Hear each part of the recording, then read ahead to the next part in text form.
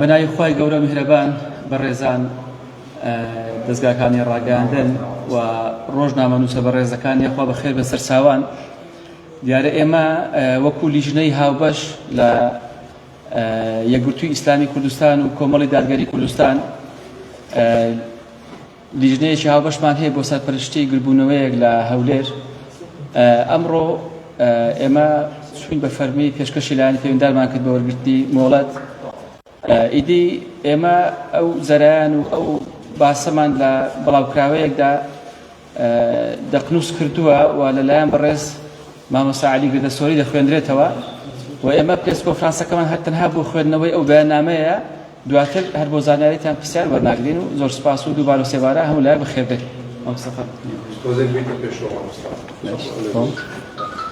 بسم الله الرحمن الرحيم. بخيراتني لأنا كاني ڕاگەاندنەکان دەکەین ببورن. ڕاگەاندراوی لیژنەی هاوبەشی سەرپەرشتیاری گردوونەوەی پاڵپشتی غەزە لە هەولێر بە ناوی خوای بەخشەندە و میهرەبان وەک ئەرچێکی مرۆیی و ئاینی و نەتەوەیی و نیشتیمانی و خەڵکی هەرێمی کوردستان ئێمە لە هەردوو لایەنی یەکگرتووی ئیسلامی کوردستان و کۆمەڵی دادگەری کوردستان بڕیارماندا ڕۆژی شەممە ڕێکەوتی 12/4/2005 کاتژمێر 4:30 ئێوارە لە بەردەم پارکی شانەدەر گردبوونەوەیەکی جەماوەری ساز بکەین بە بەشداری زانایان و ئازادی خوازان و جەماوەری شاری هەولێر دژ بەو کۆمەڵکوژی و خوێنڕێژیە دڕندانەی دەرهەق بەگەلی فەڵەستین و خەڵکی کەرتی غەزەی خۆڕاگر ئەنجام دەدرێت. هاوسۆزی و هاوخەمی گەلی کوردی موسڵمان کە بە ئەنجام دەدرێت کە دژە بە پرینسیپەکانی مافی مرۆڤ و یاسای مرۆیی نێودەوڵەتی و بۆ گەیاندنی هاوسۆزی و هاوخەمی گەلی کوردی موسڵمان بۆ خەڵکی غەزە و فەلەستین ئێمەی کوردیش وەکو ئەوان قوربانی دەستی کۆمەڵکوژی و جینۆسایدین و تاڵاومان زۆر چەشتووە. بۆیە بە شێوەیەکی فەرمی و یاسایی لایەنی پەیوەندیدارمان لە پارێزگای هەولێر ئاگادار کردەوە، بەڵام بەداخەوە بە پاساوی نەگونجاوی بارودۆخەکە داواکاریەکەیان ڕەت کردینەوە و مۆڵەتیان نەدا.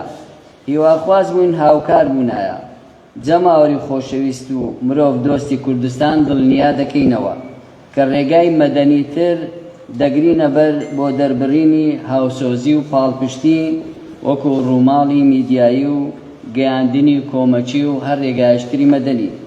و لێرەوە ئاگاداری هەموو لایەک دەکەینەوە کە گردبوونەوەکە ئەنجام نادرێ لە کاتی دیاریکراو.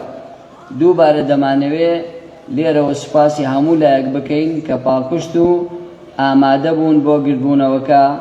کۆمەڵی دادگەری کوردستان یەکگرتووی ئیسلامی کوردستان پێنجشەممە 10/4/2025 زۆر سوپاس.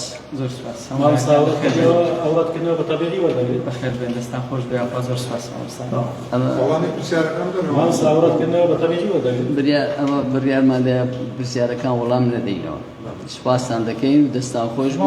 ئێمە لەبەر ئێوە هاتووین بڕیاری ئێوە سەرسەری دەستان خۆش بەڵام دەبێت ئێمە لەبەر ئێوە هاتوون ئێوەش لەبەر ئێمە ئێستا ئەوکە ڕەتیان کردیتەوە لە پارێزگا و کارەکەی بە چی دەزان کە کارەکەی لە بەیاننامەکەی نووسیمانە کە وەڵامەکەی ئەمە کە بارودۆخەکە گونجاو نییە. پێتان وایە بارودۆخە گونجاو نییەوە؟